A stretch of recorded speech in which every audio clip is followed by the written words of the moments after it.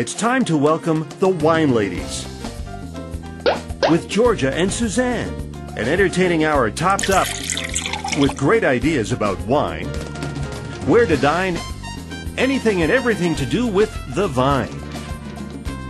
Great conversation, lots of laughter, guests from all walks of life, food and wine, music, art, sports, and much more, all on the Wine Ladies. Hi everybody, it's us, the Wine Ladies. I'm Georgia. And I'm Susanne, and welcome to the Wine Ladies, one sip at a time. And thanks also for joining us on Facebook and Twitter and sending in all your comments. We love hearing from you guys. So for today's show, just a little while ago, Suzanne and I had the opportunity to attend a fabulous launch of a new premium brand label, and that is of a producer that you guys all know very, very well, Yellowtail, from Australia, of course. And we were so impressed, not only with the wines, but also with the incredible food pairings that were done with these wines. So we just felt we had to share with you guys today. And this new wine is called Lucky Penny. It's from Australia. And the unveiling of this wine was done at the Halibut restaurant right here in Toronto.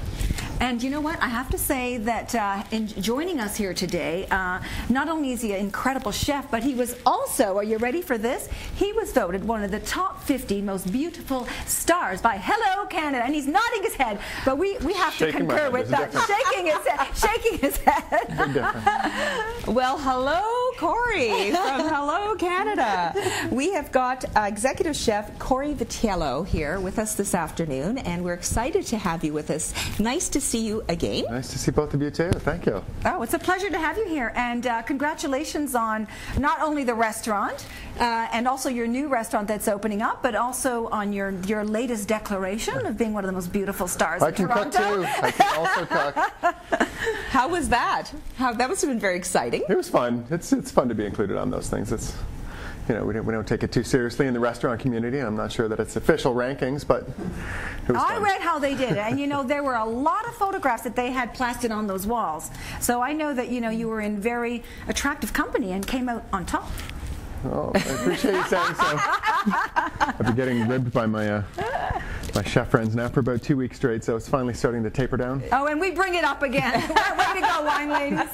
But anyways, it truly was a fabulous launch at your restaurant, Cory. It was like just about a month ago, the launch for the Lucky Penny wines. Yeah, it was. It was early spring, early dinner. We were so impressed. With the wines. Yeah, it went really well. I mean, it's you know, Lucky Penny, kind of their mantra with their wines are, you know, they want to make it as easy as they can for the consumer to pair food with the wine. So, I mean, we take a similar approach to their flavor pairings at the restaurant, which is, you know, let's be a little bold, let's be creative, let's kind of go out on our own and figure out what our own palate likes, and we try to customize our food with the wines as best we can. And, you know, this is just our take on what we think a great flavor combination would be. You know, at home, it's totally up to you. I mean, how do you do that? How do you come up with those ideas? I mean, as you start to cook and as you start to build a database in your head of what works and what doesn't, then oh, that's the internet. Don't worry. That's the internet. You just compile this database in your head, and the more mistakes you make, the more, you know, the more limitless you get with your combinations. You start to know, okay, well, this worked with that, this worked with that. I'm going to now kind of pair these two flavors together and come up with something unique.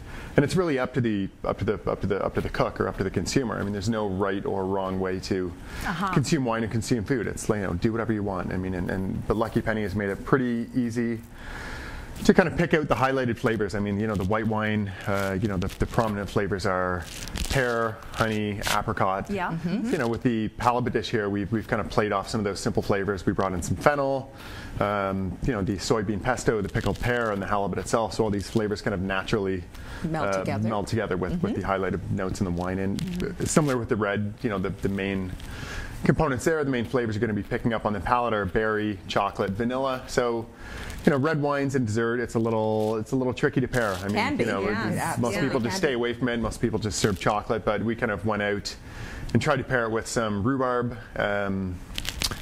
cornmeal and cinnamon upside down cake with some cinnamon ice cream, and it was an odd one at first, but I think it works quite well. I mean, those kind of spicy notes pull right out from the red wine. Well, And also, and the Lucky Penny, actually has been developed and designed by John Casella from Yellowtail, which is a very, very successful brand. For sure. And actually, we're going to, we actually have a little video from John, who's sent his greetings all the way from Australia. He wasn't able to join us here this evening, but maybe we should take a moment. I thought we were in Australia. What do you mean? What's that? Aren't we in Australia? Oh, that's true. We're in a vineyard here in Australia. That's Should be right around the corner. All right, so maybe he's caught in traffic. So let's have a listen to what John has to say about the Lucky Penny brand. I'm John Casella, CEO and head winemaker at Casella Wines. I apologise for not being there on this important occasion, but as you can well understand, we're in the process of making this year's vintage wines. We decided to launch Lucky Penny in Ontario given that the Ontario market is a strong yellowtail market, and we felt it was important that we offer something a little different to the Canadian consumers. The winemakers and I worked on ways of making wine more interesting. Lucky Penny White is a blend of 3 very popular varieties: Viognier, Pinot Grigio and Chardonnay. Together, these varieties, when aged in bottle, will give you generous flavours of pear, honey and apricot. For our Lucky Penny Red, we've chosen 3 classic French varieties: Cabernet Sauvignon, Merlot and Shiraz. When these are aged in our oak barrels, we get generous flavours of blueberry, vanilla and chocolate. The intent with Lucky Penny was to create a full flavoursome wine that people could purchase with confidence and take to any occasion. What makes Lucky Penny appealing is not just a selection of different varieties, but how we've chosen fruit from low-yielding vines from some of Australia's premier wine districts. A winemaker's skill in blending is much like that of a chef, where the aim is to produce something that is greater than the sum of its parts. I know Cory's created some great dishes that will enhance the flavour of Lucky Penny. Sorry I can't be there to enjoy it with you, but have a wonderful evening. All right, so that was We're John sorry he's Casella. not here as well. Because we've actually had an opportunity to interview John a couple of Yes. times. A really, really nice guy. On the show. Yes, he's been on the show. exactly. Yeah, yeah. Nice, very, very talented guy. Wow. And Yellowtail in itself is such a huge brand. It's so successful. It's, you know, one thing I have to say about Yellowtail, I was really shocked to hear was when I was sort of looking over some of the info. When they launched in the U.S., they expected to only sell 25,000 cases in their first year. They sold over 1 million. Can you believe that? From 25,000 to 1 million cases 40 in their times first increase year. there. Isn't that unbelievable? Anyway, so maybe we can why don't we try the white? I agree. Let's try the white. And then Cory has made this Trying the white? creation. Oh, you're going to pour? I will Okay. pour. Full service here. Oh, wonderful. Okay, Thank you. Thank you. So this is a blend of 3 grape varieties. Got Viognier, Pinot Grigio, and Chardonnay. Thank And the you. main There's your flavors you're glass going to pick there, up. my dear. Oh, no, I have to work today. This is. Oh. I need to spit Well, in you can have a little smell. and drive. I mean, the 3 flavors you're going to notice right off the bat are the apricot, pear, and the honey. And Yeah. you know, we've tried to, you know, whenever you're pairing food, you want, I mean, instead of, you know, trying to fight against the wine with your flavor pairings, you want to almost mimic it or complement it. So you just, it's important to just take maybe 1 or 2 main flavors out of the wine, focus on those, and then build your menu around that. And that's what we've done with the halibut dish. So, I mean, you know, you're gonna right off the bat, you get that kind of really sweet honey aroma. Yes, I remember. Yeah, so we've So chosen a dish with. maybe we should play the Yeah, we can video walk of through you it, sure. preparing the halibut, and you can explain how this dish was made Okay. and why it goes so great with the wine, the Lucky Penny. Well, you haven't tried it. You have to white try wine. the fish first. You actually break off a piece of the halibut, swish it around with the wine, and you'll Now, get it. don't forget, we already did this at Oh, there the you restaurant are. at There the you lunch. prepared. Oh, here he is. Okay, so Okay. tell us what you're doing here, Cory. So the halibut dish is made up of about 4 components. Now the base going into this bowl, this is a spring vegetable salad, very seasonal. So we have some fiddleheads, some farro, a little bit of green kale. We have I've some never tried fava fiddlehead. beans. Fiddlehead? Yeah. No. Well, they're best kind of sautéed in butter until they're really super soft and you get that nutty butter. But Okay. this is just a light salad component. So we're just dressing it with a little bit of lemon juice, touch of olive oil, bit of salt. I'm just going to add a little bit of acidity to this to pull some of those flavors a little more clearly out of the wine. Okay. So a bit of that down in the base, and this is the perfect meal for preparing at home. I mean, it's aside from the roasted fish, everything is room temperature or cold. So outdoor dining, barbecues, make it all ahead of time. Oh, that's awesome. Last minute. All of the recipes are available somewhere, maybe on your site. I'm not sure. Okay, yeah, they sure will be. And so we've got the roasted halibut going down. Garnishing the halibut, we have a little bit of a heirloom cherry tomato pea stew. So there's some peeled cherry tomatoes. They've just been cooked slightly.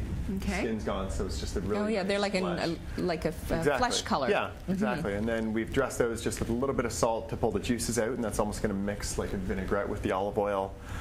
Just a touch of crushed garlic, some torn basil leaves, and just a tiny bit of the fennel fronds that are on top. Hey, you had a bite. Looks beautiful. And then the main sauce on this is the one sauce that we created really to draw the flavors out of the Lucky Penny White. So it's this green sauce going on now, which we call, it's almost a bastardized pesto, but we make it with soybeans, a little bit of pine nuts, olive oil, a touch of basil, mint. So a lot of these flavors that kind of carry through in the wine we're trying to mimic. So how long would it take from start to finish to make a dish like that? Probably about 2 days. 2 days. Oh, no, wow. I think I'd rather go to your restaurant, I think. 20 minutes. It's very unintimidating cooking here. I mean, all these recipes were created to work with the consumer at home, drinking the wine, having fun. I mean, the last thing you want to do when you cook at home is to lock yourself in the kitchen. You want to keep it light, keep it social, have fun with your friends, do some cooking and drinking at the same time, and sounds good. So halibut, should it be cooked more on the raw side, or should it be more well done? Halibut, any dense white flesh fish should be cooked to about medium well, bordering well, so the residual heat when it's off the stove will finish the cooking. Finish cooking it. White fish tends to be a little chewy inside if it's not fully cooked. It's not like an oily salmon or tuna where it flakes off and it has that nice buttery texture and kind of supple mouthfeel. Whitefish is a little bit rubbery if it's not cooked through. So I prefer mine cooked probably medium well, and then the rest of the cooking happens on the plate as it's off the heat. Okay. I like your philosophy too, and it's kind of like the philosophy of the Lucky Penny too, is like you're saying make it eat, like it's only 20 minutes to put this together, yet it still looks like a very elegant, delicious, wonderful meal. And the Lucky Penny is like, it's a premium wine, but it's also very versatile, very easy drinking, and I can see how it's a great partnership.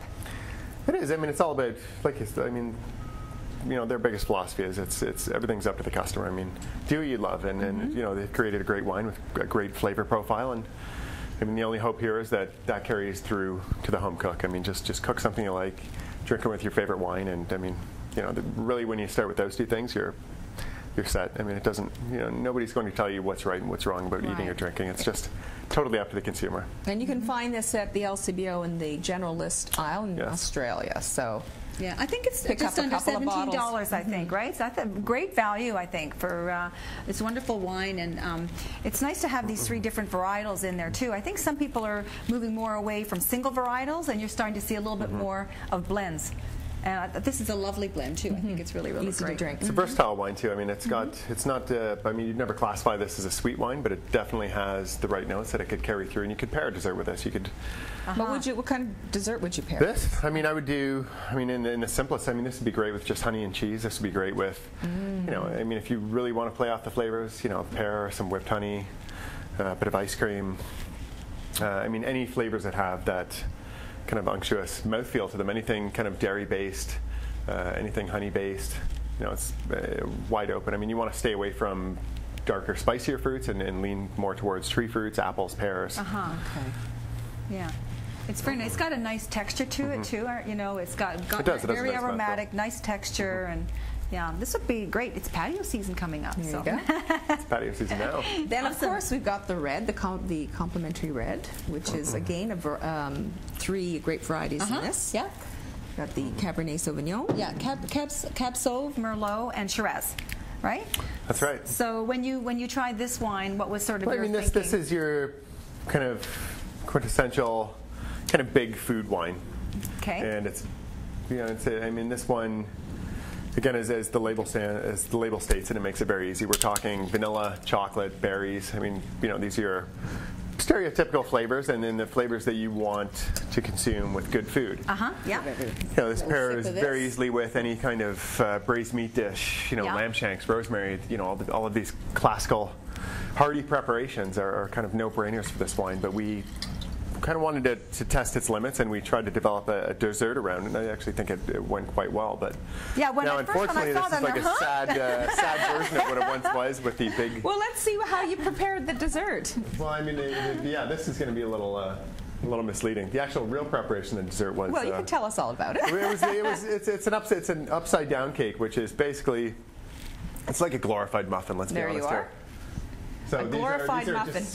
That may be stating it pretty lightly, but these are silicone pats. So on the bottom is a rhubarb ginger compote. Yes. That's been cooked out for about 20 minutes. Just a little bit of sugar, a little bit of lemon juice until the rhubarb breaks down. All those natural juices continue the cooking process. So you want to reduce that down until it's almost at a jammy consistency. Yeah. You're going to drop that. If you don't have these silicone sheets, which probably very few people do, just take a 9x9 inch baking tray. Yeah. Butter, parchment paper, spread the rhubarb compote on the bottom. Then this mixture here is a...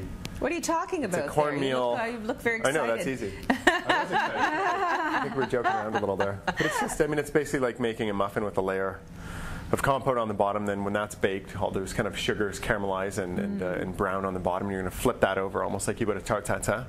And then as it's still warm, serve it with a little bit of cinnamon ice cream, which we also have a recipe for. But again, if you don't have an ice cream maker, I'm sure you can just buy vanilla ice cream and sprinkle So I have a cinnamon. question. As a chef, do you prefer making like main dishes, or are you more of a dessert baker? Like what do you started off prefer? baking, but I have an insatiable sweet tooth on my own. I eat probably 3 desserts a day. Oh, you should get together with him. Yeah, yes, I'm with you on that. But when I cook, I prefer to cook with fish and vegetables over meat and heavier items. I just find the options are much more limitless.